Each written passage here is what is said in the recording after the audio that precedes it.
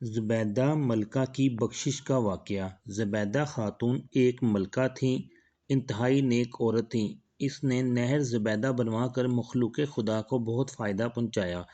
اپنی وفات کے بعد وہ کسی کو خواب میں نظر آئیں۔ اس نے پوچھا، زبیدہ آپ کے ساتھ کیا معاملہ پیش آیا؟ زبیدہ نے جواب دیا، اللہ رب العزت نے بخشش فرما دی۔ خواب دیکھنے والے نے کہا کہ آپ نے نہر زبیدہ بنوا کر مخلوق خدا کو فائدہ پہنچایا، آپ کی بخشش تو ہونا ہی تھی۔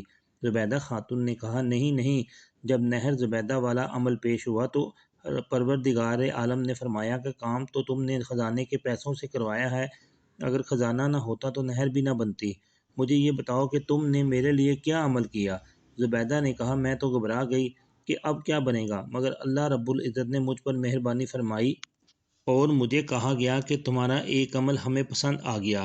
ایک مرتبہ تم بھوک کی حالت میں دسترخوان پر بیٹھی کھانا کھا رہی تھی کہ اتنے میں اللہ اکبر کے الفاظ اذان کی آواز سنائی دی۔ تمہارے ہاتھ میں لقمہ تھا اور سر پر سے دوپٹہ سرکا ہوا تھا۔ تم نے لقمے کو واپس رکھا، پہلے دوپٹے کو ٹھیک کیا، پھر لقمہ کھایا۔ تم نے لقمہ کھانے میں تاخیر میرے نام کے ادب کی وجہ سے کی، اس لیے ہم نے تمہاری بخشش فرما دی۔